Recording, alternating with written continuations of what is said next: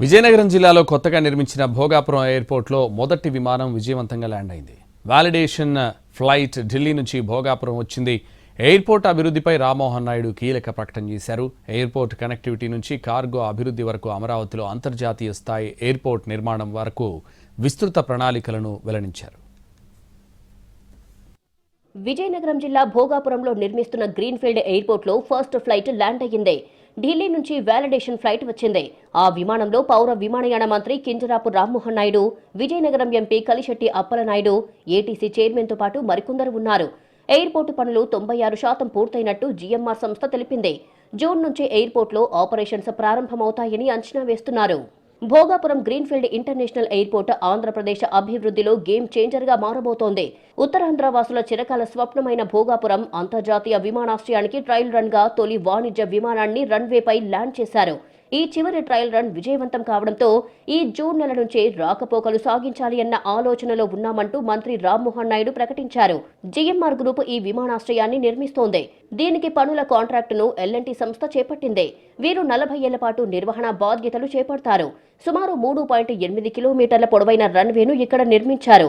ప్రపంచంలోని అతిపెద్ద విమానాలైన air bus A380, Boeing 478 వంటి భారీ విమానాలు, వైడ్ బాడీ విమానాలు కూడా ఇక్కడ సులభంగా ల్యాండ్ అయ్యేందుకు అవకాశం ఉంది.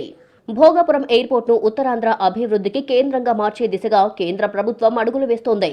ఎయిర్పోర్టుకు మెరుగైన కనెక్టివిటీ కల్పించేందుకు 7 ప్రధాన రోడ్లను విస్తరించాలని నిర్ణయం తీసుకున్నట్లు కేంద్ర మంత్రి రామ్మోహన్ నాయుడు తెలిపారు.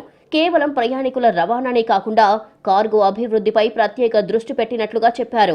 3 జిల్లాల్లోని స్థానిక ఉత్పత్తులను అంతర్జాతీయ మార్కెట్లకు ఎగుమతి చేసేలా ప్రత్యేక కార్గో ప్రణాళికలు రూపొందిస్తున్నామని వెల్లడించారు.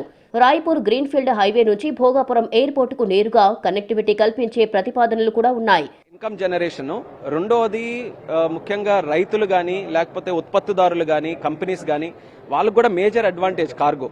మన ఇండియన్ ప్రోడక్ట్స్కి, ముఖ్యంగా మన ఫార్మా ప్రోడక్ట్స్కి, మన అగ్రికల్చర్ ప్రోడక్ట్స్కి ప్రపంచంలో డిమాండ్ ఉంది. కానీ దాన్ని సరైన సమయంలో మనం ఇక్కడ నుంచి పంపించగలగాలి. దానికి ఎయిర్పోర్ట్లో ఇన్ఫ్రాస్ట్రక్చర్ ఉండాలి. ఆ ఇన్ఫ్రాస్ట్రక్చర్ మనం ఇక్కడ భోగాపురంలో క్రియేట్ చేస్తున్నాం, గ్లోబల్ స్టాండర్డ్స్తో క్రియేట్ చేస్తున్నాం. అమరావతిలో కొత్త ఎయిర్పోర్టు నిర్మాణానికి భూమిని పరిశీలిస్తున్నామని రామ్మోహన్ నాయుడు తెలిపారు. రాష్ట్ర ప్రభుత్వం ప్రతిపాదనలు పంపగానే అమరావతిలో ఎయిర్పోర్టు నిర్మాణ పనులు మొదలు పెడతామన్నారు. గ్లోబల్ లెవెల్లో అమరావతికి ఎయిర్పోర్టు అవసరం ఉందన్నారు. ప్రపంచం గర్వపడే స్థాయిలో అమరావతిలో ఎయిర్పోర్టు నిర్మించడమే లక్ష్యమని కేంద్ర మంత్రి స్పష్టం చేశారు. నిర్దేశిత గడువు కన్నా ముందే భోగాపురం నుంచి విమానయానం అందుబాటులోకి రానుంది. ఉత్తరాంధ్రకు మాత్రమే కాకుండా ఉభయ గోదావరి జిల్లాలు, అటు ఒడిషా, ఇటు ఛత్తీస్గఢ్లోని జిల్లాలకు కనెక్టివిటీ పెరగనుంది.